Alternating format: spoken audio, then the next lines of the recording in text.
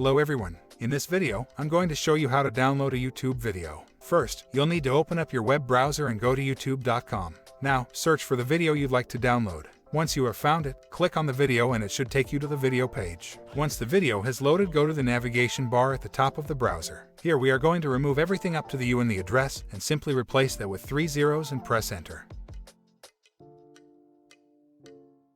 Now you should be at this site, which will allow us to download our video. In my case here I want sound, so we are going to click on the highest resolution that is offered, in this case 720p. To download the file, right-click the download button and choose Save File As.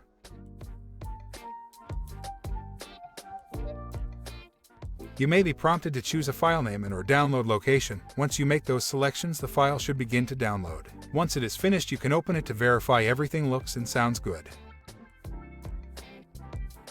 I commission professional mic. That's all it takes to download a YouTube video these days. If you got something out of this video, all I ask in return is to consider subscribing to the channel so you can check out my other videos. Thanks for watching.